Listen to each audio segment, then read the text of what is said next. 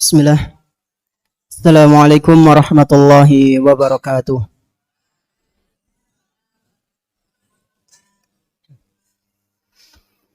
Alhamdulillahirabbil alamin.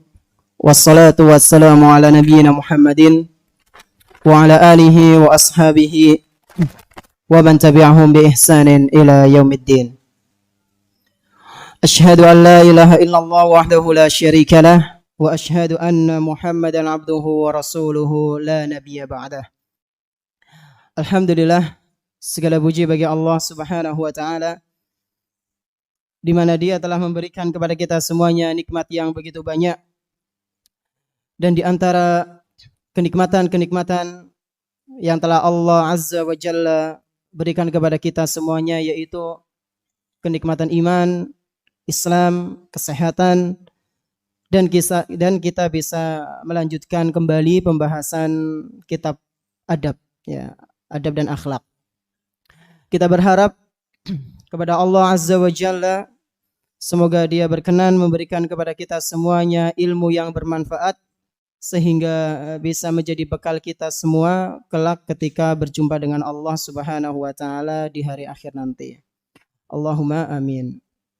Salawat beserta salam semoga senantiasa tercurah limpahkan kepada Nabi kita yang tercinta, Nabi Muhammad sallallahu alaihi wasallam, beserta para keluarganya, para sahabatnya dan umatnya yang senantiasa mengikuti sunnah-sunnah beliau hingga hari akhir nanti. Ikhwan sekalian, rahimani wa rahimakumullah, dan juga para pemirsa yang semoga senantiasa dimuliakan oleh Allah Subhanahu wa taala. Sebelum kita memasuki ke pembahasan, ana ingin sedikit mengingatkan, ya, kepada kita semua, ya. Di antara sunnah setelah sholat itu apa, ikhwan? Zikir apa domblong? Zikir. Tapi kenapa ana sering lihat, ya, santri setelah sholat ngeliatin yang di belakang sambil gini, domblong, ya. Kenapa nggak buat zikir, ya? Kalau nggak domblong cerita, apa nggak tahu zikirnya, ya. Eman-eman, ya. Setelah sholat ya digunakan untuk zikir. Ajabalah domblong. Domblong itu apa, ikhwan? Ngalamun, ya. Ya ngalamun, diam, apa ngitung jamaah yang di belakang, ya. Yang di depan lihat ke belakang, yang belakang gini. Ya, saling hitung menghitung. Daripada hitung orang jamaah yang di masjid, mending zikir sama saja ngitung, ya. Jadi ini, ya, ana harap semoga nggak ada sebagian santri setelah sholat malah domblong, ya, ngalamun. Ikhwan sekalian rahimani wa rahimakumullah, di antara tanda baiknya seorang muslim adalah Allah Subhanahu wa taala menyibukkan dia dengan kebaikan-kebaikan, meninggalkan sesuatu yang tidak bermanfaat. Min husni islamil mar'i tarkuhu ma la ya'ni. Di antara ciri, kata Rasulullah sallallahu alaihi wasallam, di antara tanda ciri baiknya keislaman seorang hamba. Di antara apa, ikhwan? Ciri baiknya keislaman seorang hamba. Apa itu, Ustadz? Meninggalkan sesuatu yang la ya'ni, tidak bermanfaat bagi dia, ya. Dan antum alhamdulillah di pondok pesantren ini disibukkan dengan yang namanya ilmu. Buktinya apa, Ustadz? Buktinya Masya Allah, tadi pagi sudah pengajian, malamnya pengajian, Masya Allah. Besok pagi ada pengajian lagi, ya. Masya Allah, ya. Disibukkan dengan pengajian diantaranya. Harusnya untuk bersyukur, Ikhwan. Kenapa Ustadz bersyukur? Karena betapa banyak orang-orang yang seusia antum di luar sana disibukkan dengan hal-hal yang tidak bermanfaat, bahkan sesuatu yang diharamkan oleh Allah. Betapa banyak yang seusia antum, yang seperantara dengan antum, mereka sibuk di nuwun sewu, maaf, di perempatan begini, sambil bawa botol kosong. Ya Allah. Sementara antum di sini duduk di majelis ilmu, yang mana majelis ilmu tersebut dipenuhi dengan malaikat-malaikat. Ya, tentunya ya bukan malaikat pencabut nyawa ya. Ya malaikat pencabut nyawa itu pasti ada di antara kita, tapi maksud di sini malaikat rahmah. Ya. Dan mereka akan senantiasa menyebut-nyebut antum di langit sana, dibangga-banggakan oleh Allah Subhanahu wa taala di depan malaikat, sehingga para malaikat itu senang ketika ada seseorang mau menuntut ilmu. Ada sebuah cerita ikhwan sekalian, rahimani wa rahimakumullah, dari Safwan bin Asal al-Muradi radhiyallahu anhu. Beliau ini adalah salah seorang sahabat Nabi sallallahu alaihi wasallam. Dia pernah datang ke majelisnya Rasulullah sallallahu alaihi wasallam. Lalu dia mengatakan, "Wahai Rasul, sesungguhnya kedatanganku ini ke majelismu tujuannya adalah untuk menuntut ilmu. Udu turu, udu mencari kesalahan-kesalahan pemateri, bukan. Tapi tujuanku ke sini wahai Rasul, benar-benar ingin belajar wahai Rasul." Maka apa respon dari Rasulullah sallallahu alaihi wasallam? Beliau mengatakan, "Marhaban bi talibil ilmi." Selamat datang wahai engkau penuntut ilmu. Inna talibal ilmi latahuffu bihil malaikah. Ketahuilah, sesungguhnya penuntut ilmu itu dikelilingi oleh para malaikat. Wa tudhilluhu bi ajnihatiha. Dan penuntut ilmu itu akan dinaungi dengan sayap-sayap malaikat. Maka ini akan dirasakan ikhwan sekalian bagi antum yang memang benar tulus datang ke majelis ilmu untuk menuntut ilmu. Dalam majelis ilmu, orang yang benar-benar tulus menghadirinya, niat karena ingin raf'ul jahli, mengangkat kebodohan, dia akan mendapatkan ketenangan. Kenapa bisa seperti itu, Ustadz? Karena malaikat menaungi dirinya. Setelah keluar dari majelis, hatinya juga akan tenang. Dan inilah efek dari kejujuran seseorang ketika menuntut ilmu agama. Bahkan saking mulianya penuntut ilmu, betapa banyak para malaikat yang saling bertundung-tundung untuk menaungi para penuntut ilmu. Kata Rasul sallallahu alaihi wasallam, "Fayarkabu ba'duhum ba'dan hatta tablughas sama'ad dunya." Banyak di antara para malaikat yang mana mereka, sebagian dari mereka menaiki sebagian yang lainnya. Jadi malaikat menaungi penuntut ilmu, di atasnya ada malaikat lagi, di atasnya ada malaikat, saling apa ya kawan? Tundung-tundungan. Ya.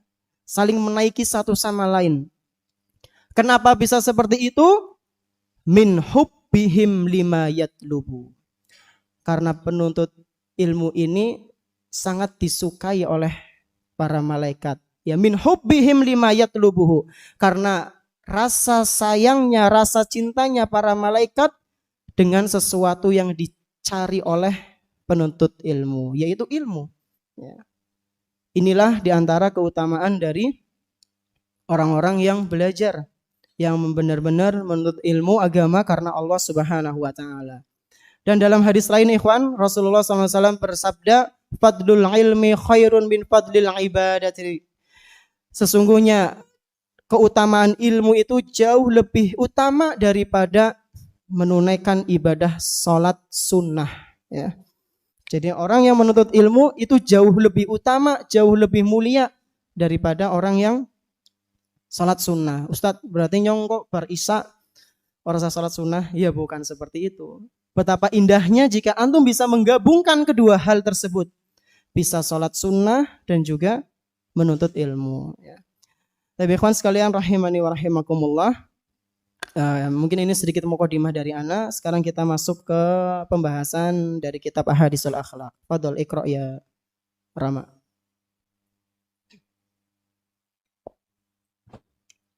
Bismillahirrahmanirrahim. Alhamdulillahi rabbil alamin. Wassalatu wassalamu ala asyrafil anbiya'i wal mursalin. Nabiyyina Muhammadin wa ala alihi wa sahbihi ajma'in. Allahumma ighfir lana wa liwalidayna wa limasyayikhina wa liasatidhina. Qala al-muallif Asy-Syaikh Abdul Razak ibni Abdul Muhsin Al-Badri wa an Abi Utsman An-Nahdi qala inna Sa'd ibn Abi Waqqas radhiyallahu anhu qala nazalat fi hadhihi al-ayah wa in jahadaka ala an tushrika bima laysa laka bihi ilmun fala tuti'huma wa sahibuhuma fid dunya ma'rufa qala kuntu rajulan barran bi ummi falamma aslamtu qalat ya Sa'du ma hadha ad-din alladhi qad ahdathta latad'anna dinaka hadha aw la akulu wa la ashrabu hatta amuta fatu'ayyar bi fayuqalu ya qatila ummi. Barakallahu fikum. Jadi ini hadisnya cukup panjang, kita potong sedikit-sedikit. Sebelum lanjut ikhwan, ana lupa ini ya, ada hadiah ya. Mau ada hadiah enggak ikhwan, pertanyaan? Atau lanjut? Hadiahnya nanti ya di akhir. Jadi antum fokus di materi ini. Nanti pertanyaannya seputar pembahasan kita pada malam hari ini. Jadi kita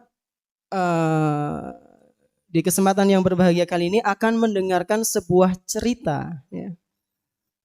Tadi pagi Masya Allah dipenuhi dengan berbagai macam cerita ya.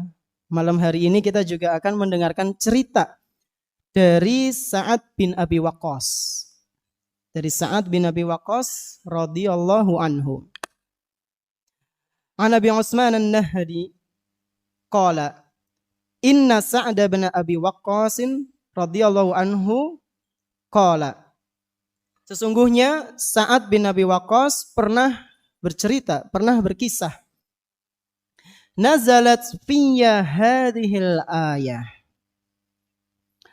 Dahulu ada sebuah ayat yang pernah turun kepadaku, yaitu ayat ini. Lalu beliau membacakan ayat tersebut. Wa in jahadaka ala an tusyrika bima laysa laka bihi ilmun fala tuti'huma wa sahibhuma fid dunya ma'rufa. Ayat ini turun kepada siapa ikhwan? Sa'ad bin Abi Waqqas. Ya.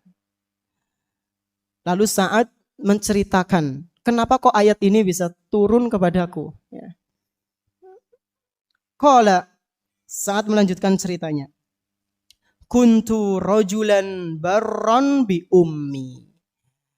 Aku ini adalah orang yang sangat berbakti kepada ibuku. Ya. Aku ini adalah orang yang sangat berbakti kepada ibuku. Falamma aslamtu, ketika aku masuk Islam, qalat, ibuku berkata kepadaku, ya Sa'du, ma hadha ad-dinul ladzi qad ahdasta? Wahai Sa'ad,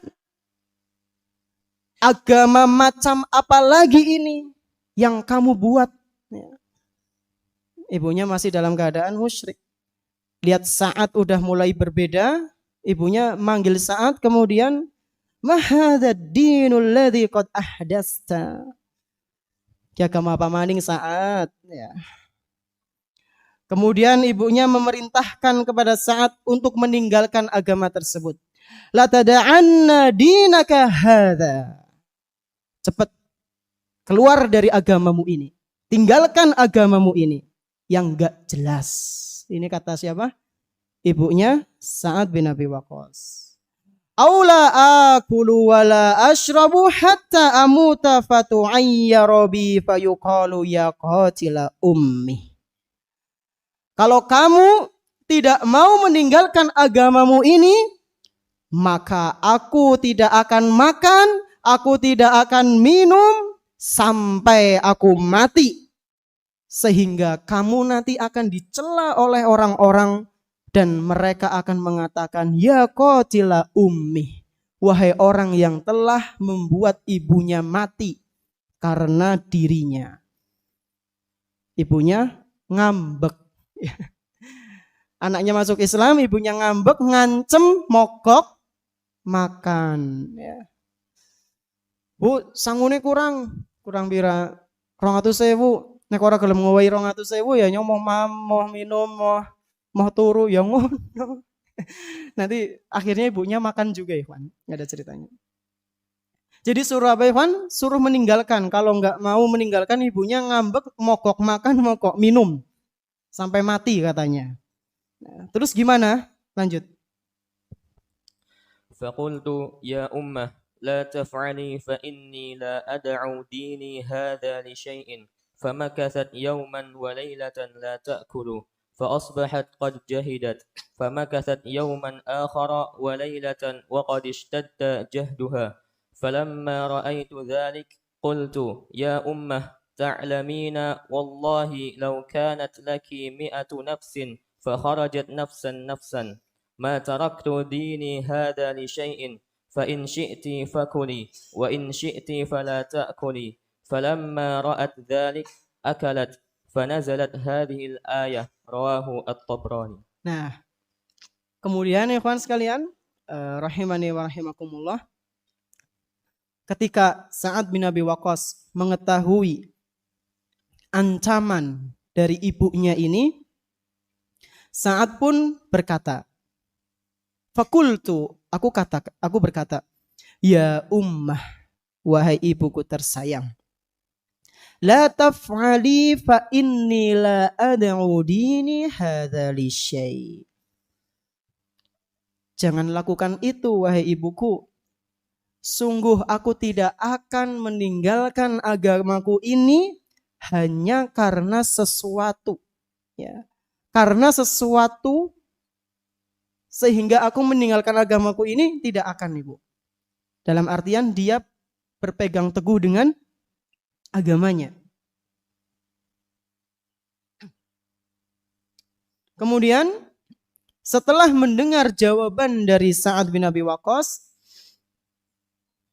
famakasat yauman wa lailatan la ta'kulu. Ibunya pun langsung diam 1 hari 1 malam. La ta'kulu, tidak makan, ikhwan. Ngambek, temenan ngambek, ya. Seharian semalaman tidak makan. Fa asbahat qad jahidat famakasat yauman akhara wa lailatan wa qad ishtadda jahduha. Dan semakin hari ngambeknya semakin dahsyat. Ini kata siapa? Kata Sa'ad bin Abi Waqqas. Hari ini ngambek, besoknya ngambek, lebih ngambek daripada hari ini. Besoknya lagi jauh lebih ngambek dari 2 hari sebelumnya. Ini kata Sa'ad. Jadi ngambeknya semakin apa, ikhwan? Semakin hari semakin dahsyat. Ya. Falamma ra'aitu dzalik, ketika aku mengetahui hal tersebut, aku pun berkata kepada ibuku, ya ummah, wahai ibuku, ta'lamina, mengertilah, pahamilah wahai ibu. Wallahi law kanat laki 100 nafsin fa kharajat nafsan ma taraktu dini hadza li syai'. Demi Allah wahai ibu, kalau misalnya engkau memiliki 100 nyawa dan nyawa itu keluar satu persatu dari dirimu, demi Allah, aku tidak akan meninggalkan agama ini. Masya Allah. Fa in syi'ti fakuli wa in syi'ti fala ta'kuli. Kalau mau makan ya silakan makan, Bu. Kalau nggak mau makan Ya terserah, nggak usah makan nggak apa-apa. Ya. Ini kata anaknya. Falamma ra'at dzalika akalat. Ketika ibunya melihat anaknya ini Sa'ad bin Abi Waqqas seperti itu, kokoh dengan agamanya, maka ibunya nyerah, ya wis lah, akhirnya akalat, akhirnya makan. Ya mungkin saking kencote ya. Saking laparnya, antum nggak makan sehari, 2 hari, 3 hari, kan? Nggak sahur, nggak buka, gimana rasanya?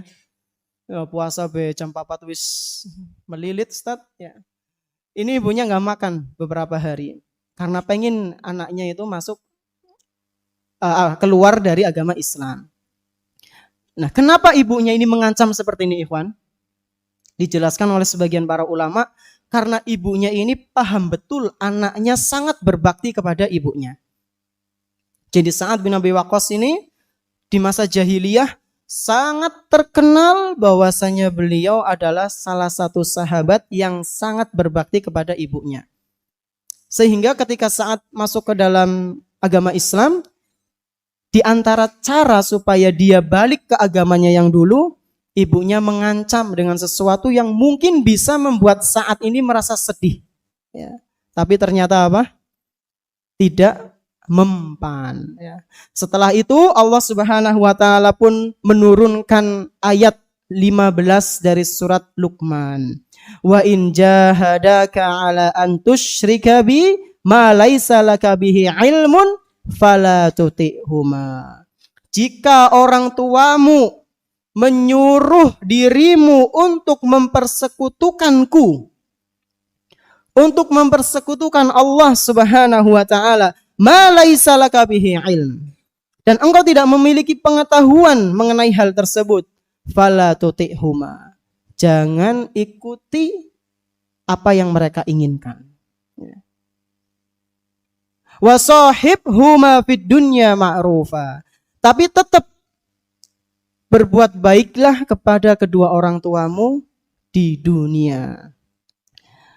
Jadi ikhwan sekalian rahimani wa rahimakumullah, kalau misal ada di antara orang tua kita, ya kayaknya sih nggak ada ya. Ya misal yang di luar sana ada orang tua kita yang non muslim, ya, maka tetap berbakti kepada mereka berdua. Ya. Tapi juga ingat, berbaktinya itu nggak sampai kita mengikuti ajaran agama mereka. Ya. Engkau akhir tahun melu gawe apa? Oh. Ya bikin apa? Pohon cemara di rumah. Kita main ke rumahnya, kedingin nang umai fulan ana suara tak tak tak tak tak tak tak tak. Kok lagi ngapa? Maksudnya lagi sibuk gawe wit cemara ya. Loh. Murtad apa ya? Ya urung lah, maning. Lah iki ngusah apa? Ngobong tuaku ya. Ya Allah. Jangan ya kawan, tetap kita muamalahnya ya muamalah yang biasa, jangan sampai dalam masalah agama. Ya. Aban setu melu melpu melu nyanyi ya. Jangan. Ya. Terus berbuat baiknya gimana Ustadz? Ya sopan santun, ya. Ngomong yang baik. Kalau misalnya minta tolong dalam masalah dunia, kita kasih.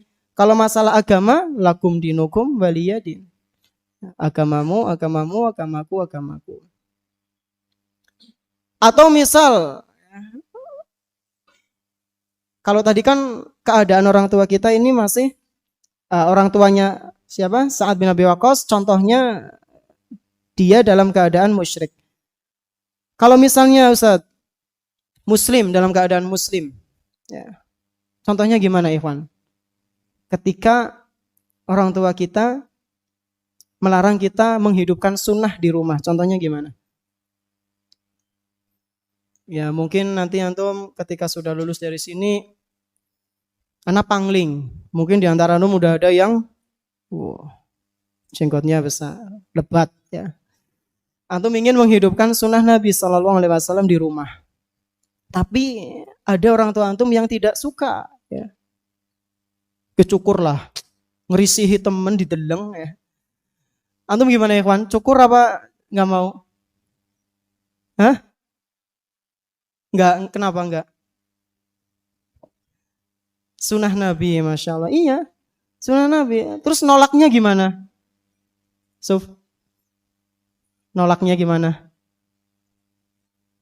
Hah? Ibu kita menyuruh, bapak kita, ibu kita misalnya menyuruh cukur jenggot. Ya, oke lah, nulis sih lah. Cukur bae lah. Ya. Orang ganteng ya. Terus antum menolaknya gimana, Ikhwan? Hah? Nah, kalau dicukur ibu ora minum gitu.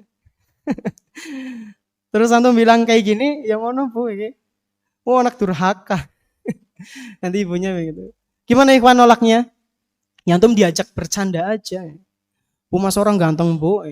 Nabi bejenggoten, ya aku pengen kayak Nabi. Nabi kita siapa sih Bu? Muhammad ya, Nabi Muhammad kan jenggot.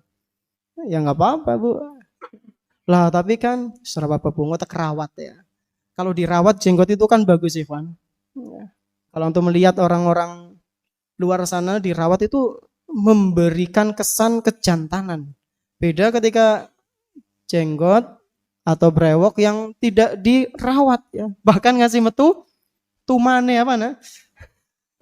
Naudzubillahi min dzalik ya. Ngasih metu tumane ya kebangetan. Intipen, apa itu intipen? Tombeyen ya. Itu kan jelas nggak dirawat ya. Nah, intinya Ikhwan, kalau misalnya ada hal-hal yang memang orang tua kita tidak suka dengan kita mengenai syariat Islam, maka ditolak dengan cara yang baik ya. Tolak dengan cara yang baik ya. Atau misal celana kita sudah mulai tinggi, gue ngapa gue jajal celananya kayak gue ya. Enggak contoh. Ki kenapa ke celananya dengan dhuwur teman agama apa maning ki ya. Kalau misalnya belum diterima ya kawan, ya minimal itu mata kaki di sini. Itu kan sunnahnya Rasul kan kita memang disuruh ya di atas mata kaki. Meskipun ada perbedaan ulama, tapi ini yang insya Allah lebih kuat. Ya misalnya kita jangan terlalu tinggi ya. Kita turunkan lagi sampai pas mata kaki atau di atasnya sedikit. Ya. Itu nggak apa-apa insya Allah. Ini adalah mengenai ceritanya Sa'ad bin Abi Waqqas radhiyallahu anhu bersama dengan ibunya. Ada riwayat lain yang menceritakan hal ini. Fadhal Iqra ya Rama.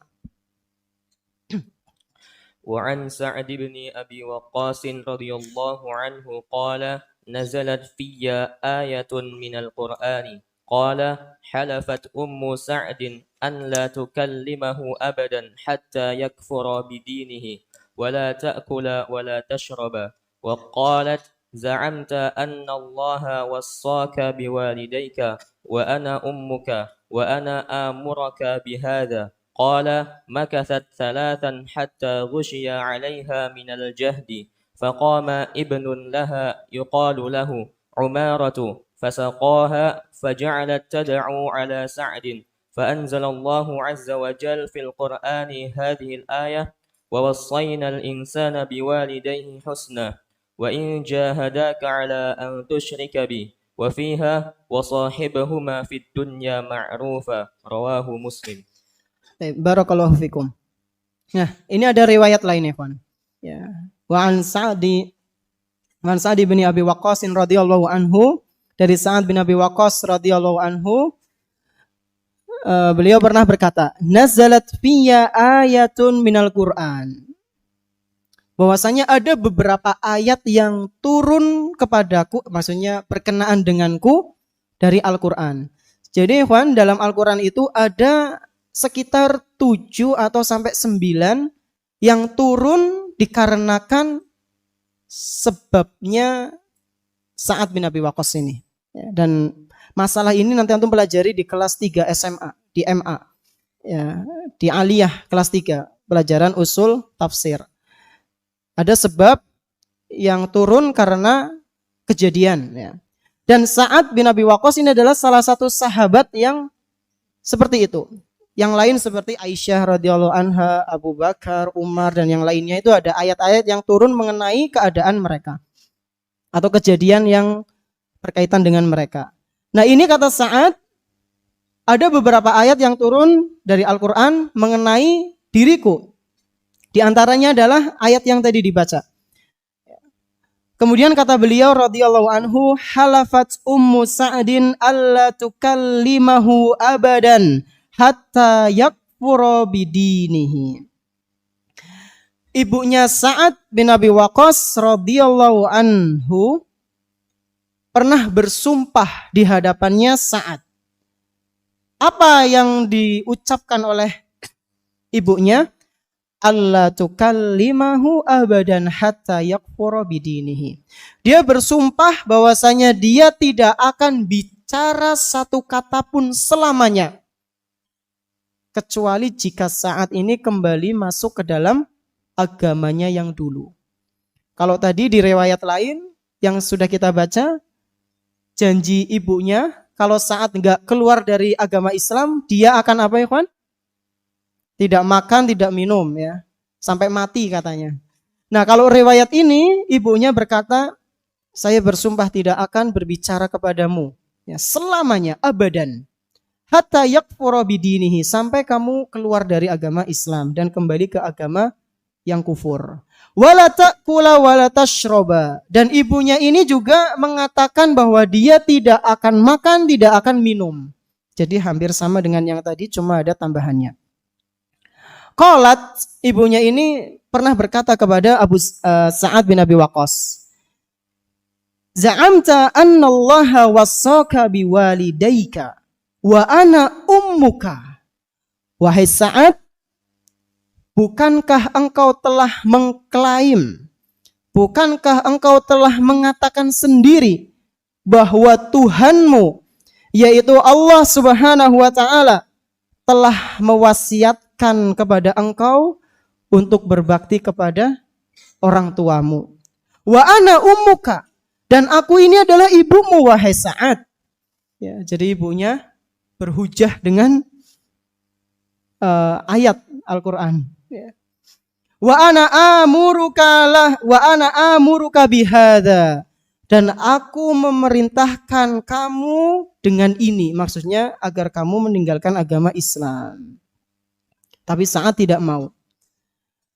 Qala makasat salasan hatta ghusya 'alaiha minal jahdi. Ketika Sa'ad bin Abi Waqqas menolak ajakan ibunya, perintah ibunya untuk kufur kembali, maka ibunya pun diam, ngambek selama 3 hari. Hatta ghusya 'alaiha minal jahdi, sampai dia ini semaput ya.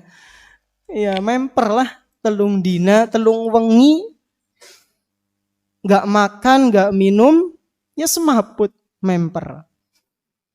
Nah kemudian ketika ibunya ini semaput, faqama ibnun laha yuqalu lahu Umarah. Ketika melihat ibunya semaput ini, ada anaknya yang lain, berarti saudaranya Sa'ad bin Abi Waqqas, ya kakaknya atau adiknya, yang namanya Umarah. Namanya siapa? Umarah. Fasaqoha, lalu Umarah ini memberikan minum kepada ibunya yang semaput, ya, yang pingsan. Faja'alat tad'u ala Sa'din. Ketika ibunya ini sadar, siuman, maka ibunya ini memanggil-manggil Sa'ad, ya, karena ibunya juga sangat sayang kepada Sa'ad bin Abi Waqqas. Fa'anzalallahu azza wa jalla fil Qur'ani hadhil ayah. Lalu Allah Subhanahu wa ta'ala menurunkan ayat wa wassaynal insana biwalidayhi husna. Dan sungguh telah kami perintahkan ya, manusia untuk berbuat baik kepada kedua orang tuanya. Dan juga ayat wa in jahadaka ala an tusyrika bi, yang tadi surat Luqman. Ya, itu diturunkan juga oleh Allah Subhanahu wa taala. Hadis ini riwayat Imam Muslim. Baik. Hal baqiya minal waqt? Atau yumkin naqra hadisan wahidan ya Rama. Al-akhir. Kita selesaikan. Jadi pembahasan birrul walidain hari ini selesai. Insyaallah depan pembahasan lain. Fadal. Wa an Asma'i binti Abi Bakrin رضي الله عنهما قالت أتتني أمي راغبة في عهد النبي صلى الله عليه وسلم فسألت النبي صلى الله عليه وسلم أصلها قال نعم قال ابن عيينة فأنزل الله تعالى فيها لا ينهاكم الله عن الذين لم يقاتلوكم في الدين رواه البخاري. Hadis selanjutnya ya ikhwan, barakallahu fik, dari Asma binti Abi Bakar. Asma putrinya Abu Bakar radhiyallahu anhuma. Qalat atatni ummi raghibatan fi ahdin Nabi sallallahu alaihi wasallam. Suatu hari ibuku pernah mendatangiku, dan ibunya Asma ini dulu masih kafirah, musyrikah, masih menjadi orang yang musyrik, tapi pada akhirnya nanti masuk Islam. Ya. Nah, ibunya ini mendatangi Asma, raghibatan fi ahdin Nabi sallallahu alaihi wasallam, dalam keadaan sangat berharap agar aku itu berbakti kepada ibuku yang masih musyrikah ini di zamannya Nabi sallallahu alaihi wasallam. Fasa'altun Nabiyya sallallahu alaihi wasallam, maka aku bertanya kepada Nabi sallallahu alaihi wasallam, asiluha, wahai Rasul, apakah aku boleh berbuat baik kepada ibuku, wahai Rasul? Apakah aku penuhi permintaan ibuku, wahai Rasul?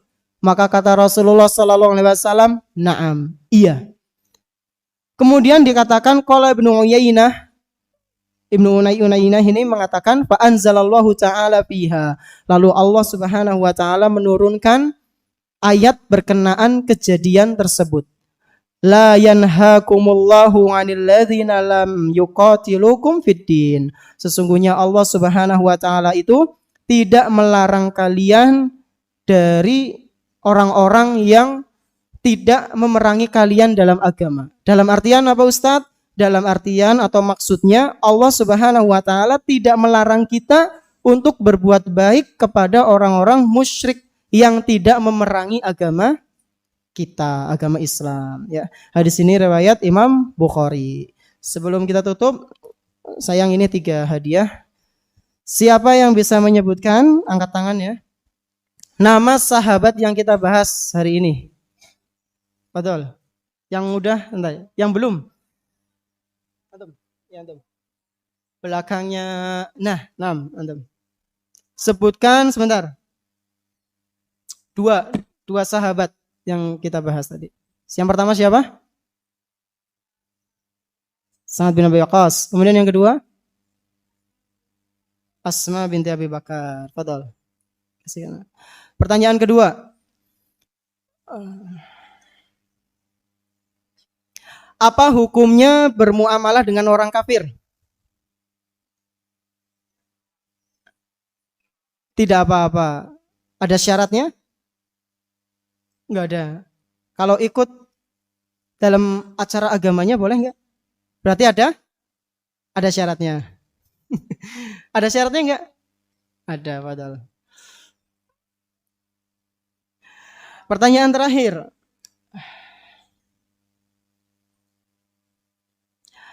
Apakah yang dilakukan oleh Sa'ad bin Abi Waqqas itu termasuk perbuatan durhaka? Hah? Tidak, padahal. Baik. Barakallahu fikum ikhwan, insyaallah di nanti antum di kantor ya insyaallah ya. Baik. Barakallahu fikum, terima kasih atas perhatiannya ikhwan. Jazakumullah khairan. Subhanakallahumma bihamdik asyhadu an la ilaha illa anta astaghfiruka wa atubu ilaik. Wassalamualaikum warahmatullahi wabarakatuh.